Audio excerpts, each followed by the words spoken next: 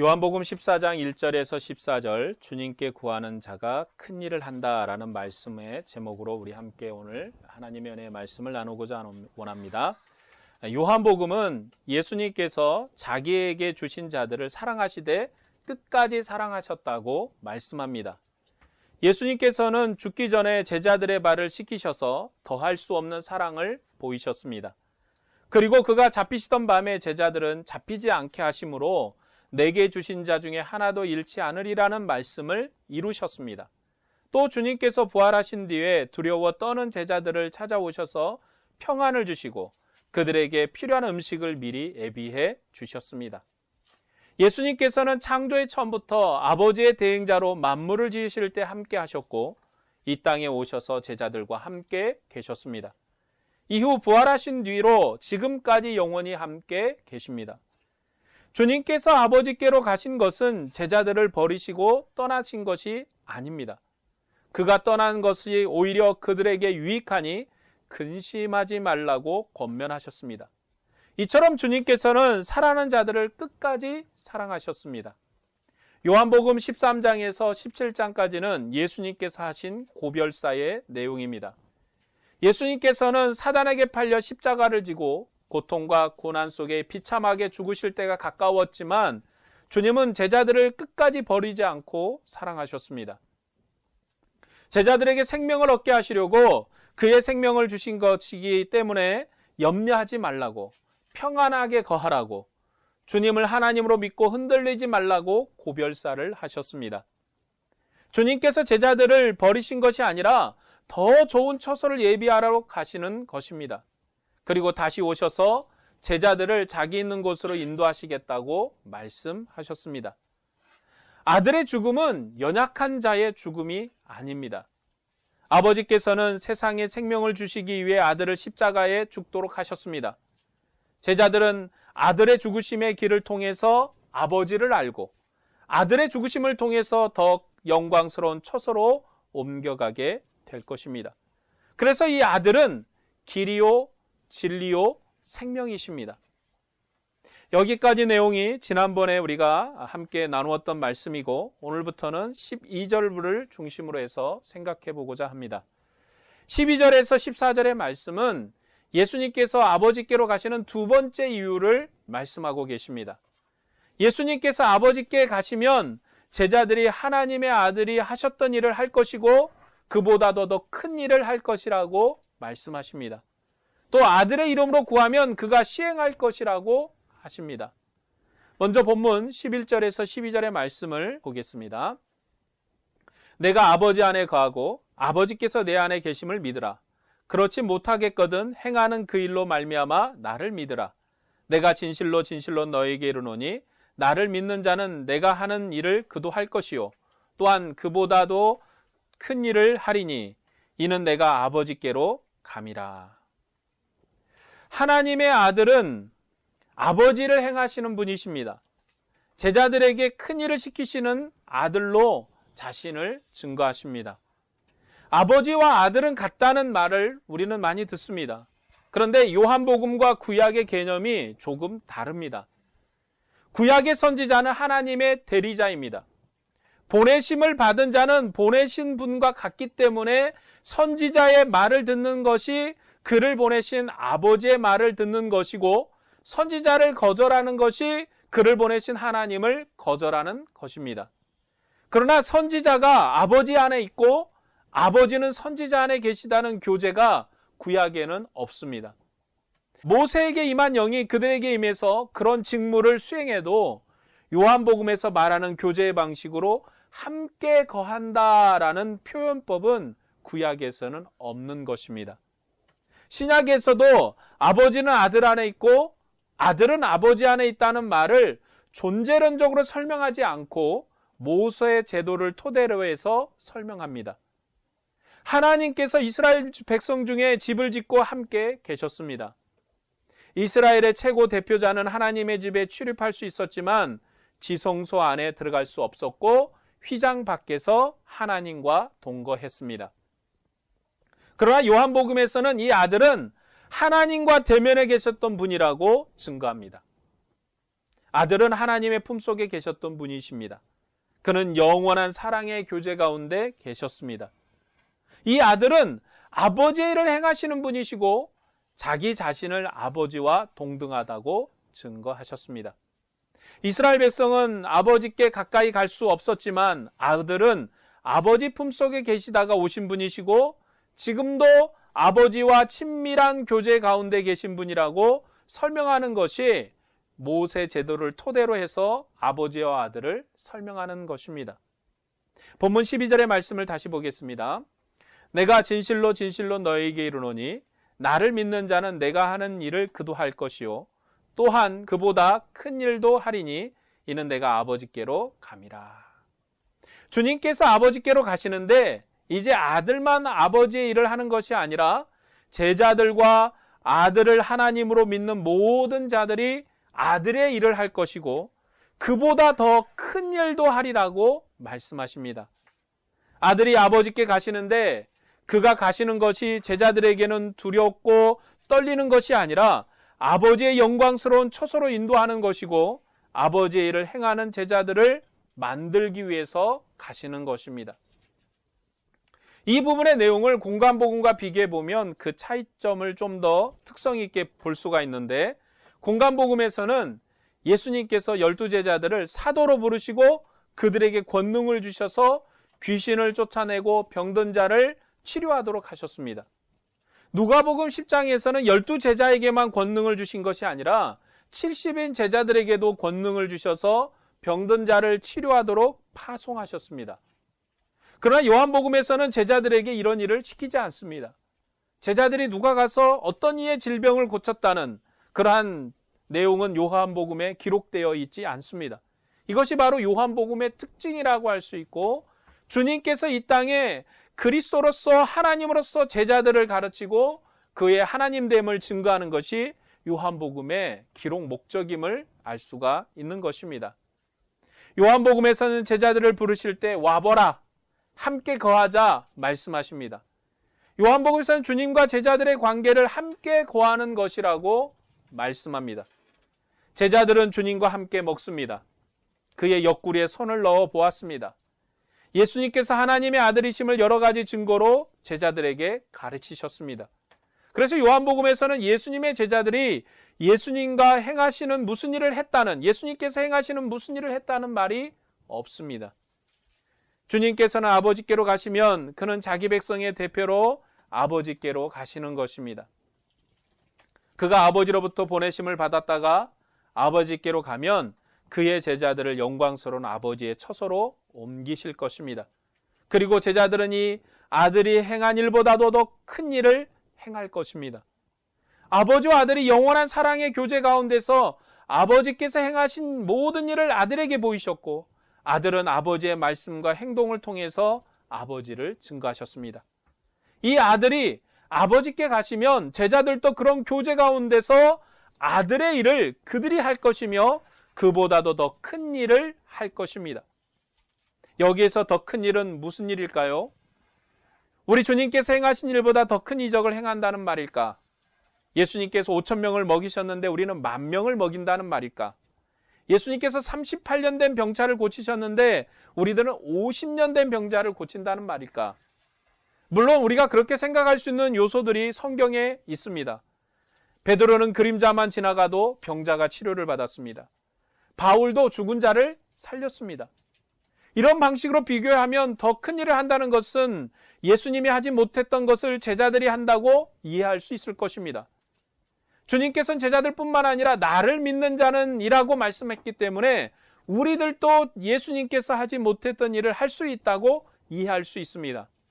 오늘 우리나라 교회는 하나님이 불변하시기 때문에 이전에 신앙이 있었던 사람과 똑같은 믿음을 가지면 우리도 똑같은 일을 할 수 있다고 가르칩니다. 이런 경우가 구약과 신약의 시대적인 배경과 상관없이 우리와 연결시키는 방법입니다. 구약의 여러 가지 환경이 우리와 비슷하면 성경에 있는 역사가 우리에게 동일하게 나타날 것이라고 성경 구절을 이상하게 인용하는 경우들이 있습니다. 그래서 아브라함처럼 이름을 바꾸면 내가 잘 될까? 아브라함이 아브라함에서 아브라함으로 이름이 바뀌었죠. 사라가 사레에서 사라로 이름을 바꿨습니다. 하나님이 이름을 바꿔줘서 그의 인생이 변했는데, 이 하나님의 이름을 바꿔준 역사는 하나님의 구원의 역사의 목표가 아브라함을 통해서 어떻게 나타날 것을 보여주신 역사이지, 우리도 이름을 바꾸면 잘 될 것이다 라는 말이 아닙니다. 이런 것처럼 시대와 환경을 따르지 않고 그 문맥적 의미를 생각하지 않고 그냥 가져와서 가르치는 것은 매우 잘못 가르치는 것입니다. 그러나 성경은 하나님은 누구신가를 존재론적으로 가르치는 성경이 아닙니다. 오히려 성경은 하나님이 지금 우리에게 누구신가 하는 관계를 증거하고 있습니다. 하나님은 여러분에게 누구이십니까? 또 하나님에게 있어서 여러분은 누구입니까? 하나님이 어떤 분이신가? 어떤 능력을 가지셨는가? 어떤 존재로적인 분이신가를 가르치는 것이 아니라 지금 하나님은 여러분에게 누구십니까? 또 하나님께 여러분은 누구입니까? 라는 관계를 증가합니다. 똑같은 아버지와 아들이라도 어렸을 때는 어린아이 방식으로 함께 하지만 아들이 장성하면 인격적으로 아버지가 아들을 친구 대하듯이 함께 합니다. 하나님께서 구원 역사를 운영하는 방식도 이와 같습니다. 구약에는 어린아이들 다루듯 했지만 신약에는 하나님께서 장성한 자를 다루시고 예수 그리스도 부활 이후로는 하나님과 함께하는, 예수 그리스도와 함께 동행하는 친구의 관계로 우리를 대면하고 계십니다. 이전에 인간이 죄의 권세 아래 있을 때 모세를 대표자로 삼으시고 이스라엘을 종의 관계로 함께 하셨습니다. 지금은 아들을 세상에 보내셔서 그의 죽으심과 부활을 통해서 죄의 세력을 끝내시고 하늘 성소를 여셔서 아버지와 아들이 영원히 함께하는 교제를 우리에게 선물하셨습니다. 이제 우리로 하나님을 아버지라고 부르게 하셨고 그의 영광을 누리며 주님의 일에 봉사하게 하십니다. 하나님께서 그리스도를 통해 이 구원을 이루셨고 그 하나님을 믿고 하나님의 복을 누리라고 세상에 요구하고 있습니다. 복음은 하나님이 우리와 함께하는 역사입니다. 하나님이 지금 우리를 어떻게 대우하시는지를 증거하는 것이지 존재론적으로 증거하는 것이 아닙니다. 하나님이 사람을 대하시는 관계가 변하지 않으면 사람은 영원히 저주 가운데 있는 것입니다. 그래서 하나님이 그의 아들을 보내셨습니다. 모세를 통해서 자기 백성을 휘장 밖에 두셨던 그런 어둠이 아니라 하나님을 대면했던 아들을 보내셔서 우리로 하나님을 대면하도록 하십니다. 이전에 하나님을 대면하지 못했던 관계에서 그 관계가 변화해서 하나님을 대면하는 관계로 변하지 않으면, 하나님과의 우리의 관계가 변하지 않으면 우리는 영원한 저주 가운데 있는 것입니다. 하나님은 아담이 창조되었을 때, 그리고 아담이 범죄했을 때 그의 관계를 끊으셨습니다. 그리고 처음으로 아브라함을 찾아오셨고 하나님과 사람이 대화하는 놀라운 관계의 은혜를 주셨습니다. 그 위에 하나님은 성전을 지으셨지만 휘장 밖에 자기 백성을 두셨습니다. 이제 아들 예수 그리스도께서 오셔서 휘장을 가르치고 우리와 하나님을 직접 대면하게 하는 관계로 우리를 변화시키셨습니다. 이제 우리는 성령 안에서, 아들의 부활의 영광과 성령 안에서 우리는 하나님의 얼굴을 직접 대면하는 은혜의 관계에 우리를 두셨습니다. 이처럼 관계가 변하지 않으면 사람은 영원한 저주 가운데 있는 것입니다. 은혜와 진리 가운데 세상에 오신 하나님의 아들을 증거해서 하나님을 섬기라고 우리는 세상에 요구해야 합니다. 예수님께서 아버지께로 가시기 전에 제자들이나 예수님을 믿는 자들이 예수님께서 행한 일을 할 수는 없습니다. 마태복음에서 12제자에게 예수님이 하신 일을 할 수 있도록 권능을 주셔 보냈지만 요한복음에서는 그렇게 하지 않습니다. 주님께서 아버지께 가시면 그를 믿는 모든 사람들이 하나님의 아들이 행한 일을 할 것이고 그보다도 더 큰 일을 할 것이라고 요한복음은 말합니다. 예수님께서 아버지께로 가시는 것이 제자들의 능력입니다. 그가 아버지께로 가지 않으면 그런 능력이 제자들에게 올 수 없습니다. 때문에 주님께서 제자들에게 근심하지 말라고 위로하시면서 권면하십니다. 이제 제자들은 아들이 하는 것보다도 더 큰 일을 할 것입니다. 하나님께서 아들을 보내셔서 자기 일을 한 것처럼 교회의 대표이신 아들을 아버지의 영광 보좌로 부르시면 제자들은 아들의 일을 할 것입니다. 아들이 아버지께 가야지 제자들이 아버지의 일을 할 것이라고 요한복음은 말합니다. 왜냐하면 아들의 이름으로 무엇을 구하든지 그가 시행할 것이기 때문입니다. 이제 아들에게 구해서 시행되는 역사가 제자들에게 열린 것입니다. 본문 13절에서 14절의 말씀을 보겠습니다. 너희가 내 이름으로 무엇을 구하든지 내가 행하리니 이는 아버지로 하여금 아들로 말미암아 영광을 받으시게 하려 함이라. 내 이름으로 무엇이든지 내게 구하면 내가 행하리라. 이 말씀에서 아버지의 영광과 제자들의 능력 있는 봉사가 서로 연결되어 있습니다. 이런 방식은 요한복음이 제자들의 사역을 설명하는 방식입니다. 아버지께서 아들을 세상에 보내셔서 아버지의 말씀을 하도록 하셨고 아버지의 행동을 하도록 하셔서 죽은 자를 살리셨습니다.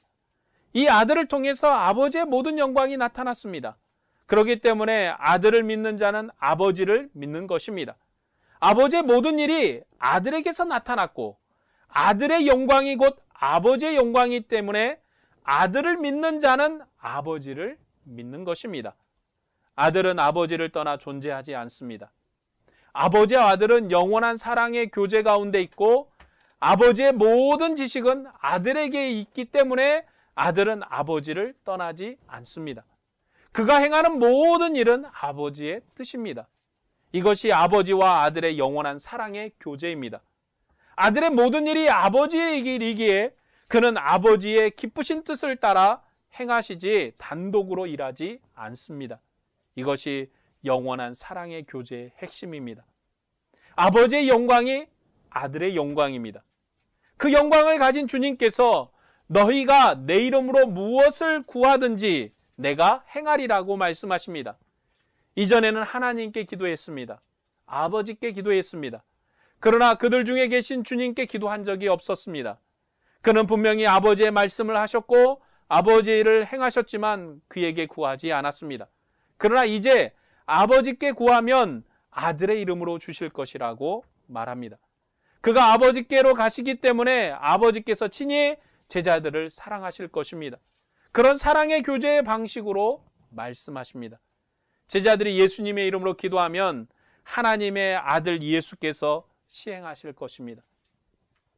아들의 영광이 높아지면 아버지의 영광이 높아질 것입니다. 이 아들의 영광은 믿는 자들의 기도를 들으시고 시행하시는 하나님의 영광입니다. 아들의 기도를 들으시고 시행하셔야 그가 진정한 하나님이십니다. 그래야만이 아들의 영광에서 아버지의 영광이 나타납니다. 왜냐하면 아들과 아버지는 같기 때문입니다. 아들의 기도를 들으시고 시행하시기 때문에 믿는 자들이 더 큰 일을 행하는 것입니다. 더 큰 일은 예수님께서 지상에서 행했던 일이 아니라 그가 아버지께로 가셔서 제자들의 기도를 듣고 시행하시는 일입니다. 그가 하나님의 일을 하는 것이 더 큰 일인 것입니다. 이제 제자들은 아들에게 구해서 일을 합니다. 아들에게 구하면 아들이 행하실 것입니다. 그 아들이 행하시는 일, 하나님의 보좌 우편에서 아들이 시행하시는 일이 우리에게 나타날 큰 일인 것입니다. 제자들의 일은 보좌 우편에 계신 아들의 일이 될 것입니다. 아버지께서 아들을 보내셔서 영광을 받으신 것처럼 아들은 제자들을 통해서 자기의 일을 행하심으로 영광을 나타내십니다. 이처럼 아버지와 아들과 믿는 자의 영광이 하나입니다. 우리의 영광이 아버지의 영광이고 아들의 영광이 아버지의 영광이고 아버지의 영광이 우리의 영광인 것입니다. 아들의 영광이 우리의 영광이 되는 것이죠.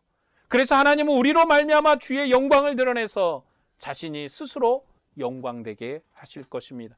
그래서 주님께서 너희가 이제는 내 이름으로 구하라고, 그러면 내가 시행해서 너희가 이전보다 더 큰 일을 하게 될 것이라고 말씀하십니다. 예수님의 지상 생애 행적은 역사적으로 다시 반복되지 않을 것입니다. 그의 지상 생애는 그가 하나님의 아들이심을 믿게 하려는 증거였기 때문입니다. 세상에 어느 누구도 행하지 못하는 방식으로 아버지의 권세를 보이셨습니다. 그리고 그는 죽으셨습니다. 그것 때문에 제자들도 불신앙에 떨었지만 부활하신 뒤에 도마 같은 사람도 믿었습니다. 그러나 예수님은 너는 나를 본 거로 믿느냐? 보지 못하고 믿는 자들은 복되다고 말씀하셨고, 보지 못한 자들이 사도의 증거를 통해서 예수님께서 하나님의 아들이심을 믿고 영생을 얻게 되었습니다. 요한복음은 처음부터 복음에 증인된 사도 요한이 이 사실을 증거하기 위해서 기록하였습니다. 이제 보지 못하고 믿는 자들이 더 복된 것입니다. 제자들은 보아야만 믿는 사람들이었습니다. 그들이 우리보다 믿음이 적어서가 아니라 그들은 땅에서 오신 하나님의 아들과 동거했고 함께 먹고 마심을 통해서 그를 보고 증거하도록 부르심을 입었기 때문입니다. 주님께서 부활하지 못하셨다면 그들의 증거는 없었을 것입니다. 그들의 믿음이 무너져 버렸을 것입니다. 하지만 우리들은 그런 시대에 살고 있지 않습니다. 사도의 증거를 통해서 믿는 우리의 믿음은 땅에 오셔서 죽으시고 부활하셔서 하늘의 영광 보좌 우편에 계신 하나님의 아들을 믿는 믿음입니다. 그는 우리의 기도를 들으시는 하나님이십니다. 우리를 통해서 일하시는 하나님의 아들을 믿는 믿음 가운데 살기 때문에 우리의 믿음이 제자들보다 더 복된 것입니다. 우리의 행하는 일이 제자들보다 더 큰 일인 것입니다. 제자들은 예수님의 지상생애의 증인이었고 그의 부활의 증인이었지만 우리는 보좌 우편에 계신 하나님의 아들의 증인이기 때문에 우리의 영광이 제자들의 영광과 비교될 수 없을 만큼 더 큰 것입니다. 제자들이 사도라는 이름 때문에 우리보다 크지만 영광의 길에 있어서 지상생의 영광과 보좌 우편의 영광은 비교될 수 없는 것입니다. 이것이 교회가 누리는 영광이요, 오늘 우리 믿는 자의 영광입니다. 우리들이 사도의 증거를 통해서 믿게 되었지만 부활하신 주님을 믿는 믿음 안에 있기 때문에 우리가 더 큰 영광을 가지고 있는 것입니다. 아버지께서 아들을 세상에 보내셔서 세상의 생명과 심판의 증거로 삼으셨던 것처럼 이제 세상에 우리들을 보내셔서 영원한 생명과 영원한 심판을 증거하시기 때문에 이것이 더 큰 일입니다. 너희가 내 이름으로 무엇을 구하든지 내가 행하리라는 말씀은 우리 마음대로 아무거나 구하란 말씀이 아닙니다. 아버지와 아들의 뜻은 같습니다. 아버지의 모든 일은 아들의 일입니다. 이제 그가 아버지께 가셔서 영원한 교제 가운데 계십니다. 아버지께서 아들 안에서 우리를 사랑하셨기 때문에 아들의 뜻이 우리의 뜻입니다. 우리에게 무엇이든지 구하라고 말씀하신 것은 구체적으로 어떤 것을 구할 것을 가르친 것이 아니라 아버지와 아들이 일치되는 것처럼 아들이 아버지에게 감으로 우리와 아들이 일치되기 때문입니다. 우리가 하나님과 일치됩니다. 그렇기 때문에 무엇이든지 구하라는 말씀은 믿는 자들을 통해서 아들이 아버지의 일을 행하여 아버지의 영광을 드러낼 것을 말씀하신 것입니다. 오늘 말씀을 적용하며 정리하고자 합니다. 누가 우리처럼 하나님을 아버지라고 부르는 지혜를 가졌습니까? 모세도 빽빽한 구름 밖에 있었고 휘장 밖에서 떨었지만 우리들은 하나님 아들 안에 아버지를 보았습니다. 아들이 아버지께 가셔서 우리들을 더 영광스러운 처소로 인도하시는데 이제 하나님이 친히 우리를 사랑하시고 우리가 하나님의 영광을 뵙습니다. 우리 안에 계신 생명은 부활하신 주님께서 호흡하신 영이십니다. 그 성령은 한 몸 한 영으로 살도록 하십니다. 처음 창조의 아담이 하나님의 생기로 살았던 것처럼 우리는 부활하신 영으로 살고 그 영으로 하나님을 아버지라고 부르게 되었습니다. 하나님이 그의 아들을 통해서 생명의 영광을 나타낸 것처럼 그의 아들이 우리를 통해서 세상에 아들의 영광을 나타내십니다. 예수님께서 우리의 증거를 통해서 세상이 생명과 사망을 결정할 수 있도록 구원의 큰 일을 행하십니다. 그리고 그 일을 위해서 교회를 세우셨습니다. 우리가 전하는 복음을 통해서 세상은 생명과 사망을 결정할 것입니다. 예수를 믿으면 생명 가운데 있고 예수를 믿지 않으면 사망 가운데 있는 것입니다. 그것은 스스로가 결정한 것입니다. 예수님께서는 다시 제자들이 고기 잡을 때 부르셔서 먹을 것을 제공하는 지상 생애의 방식으로 자신을 증거하지 않습니다. 부활하신 주님이 우리 안에 계십니다. 때문에 우리들은 제자들보다도 더 큰 증거를 가지고 있습니다. 오늘 이 시대 우리가 세상으로부터 멸시와 천대를 받는다 할지라도 우리의 생명이신 하나님이 우리와 함께 계십니다. 우리와 같은 몸을 입으시고 죽음을 맛보신 그분이 우리가 증거해야 될 하나님이십니다. 나의 주 나의 하나님이십니다. 그분이 우리를 통해서 만민을 구원하시기를 기뻐하셨고 세상의 구원을 전하기 위해서 교회를 세우셨습니다. 교회는 아버지를 증거합니다. 교회는 아들을 증거합니다. 우리가 참다운 빛 가운데 있다는 사실을 증거합니다. 우리의 증거를 들은 세상은 구원을 받고 우리의 증거를 듣지 않으면 세상은 멸망을 받을 것입니다. 우리는 영원한 사랑의 교제 가운데 있습니다. 때문에 주님이 제자들을 섬겼던 것처럼 우리들이 사랑의 봉사로 서로를 섬기면 우리를 본 자들이 우리가 그리스도의 제자인 줄을 알게 될 것입니다. 우리의 사랑의 교제는 완전한 사랑의 봉사로 증거되는 것입니다. 우리는 주님께서 다시 오실 때까지 염려하지 말아야 합니다. 근심하지 말아야 합니다. 예수님의 제자들에게 나타났던 능력이 우리에게 나타나지 않았다고 놀라지 말아야 합니다. 그것은 이전 시대의 영광이요 우리의 영광이 아닙니다. 우리의 영광은 세상에 감춰졌지만 우리에게 비추신 아들의 영광입니다. 우리들은 예수 그리스도 안에서 하나님을 아빠라고 아버지라고 부릅니다. 아버지께서 아들을 통해서 영광을 받으신 것처럼 아들을 믿는 자를 통해서 오늘 이 시대의 영광을 받으십니다. 주님 오실 때까지 보좌 우편에 취임하신 하나님의 아들이 우리를 통해서 그의 구원을 진행시키실 것입니다. 이 세상에 어느 누구도 행하지 못한 일, 하늘의 천사라도 행하지 못한 일을 우리에게 허락하셔서 만민을 구원하는 영광스러운 일에 봉사하게 하실 것입니다. 우리는 이 일에 최선을 다하고 기쁨으로 선한 봉사를 다해야 할 것입니다. 우리가 주님 오실 때까지 주님께 기도하고 주님의 능력을 힘입어서 세상을 두려워하지 않고 신실하게 복음을 증거하고 선한 믿음의 삶을 살아 주님께 영광을 돌려야 하겠습니다. 주님의 일을 위해서 신령한 봉사를 이루는 여러분들이 되시기를 주의 이름으로 축복합니다. 기도하겠습니다.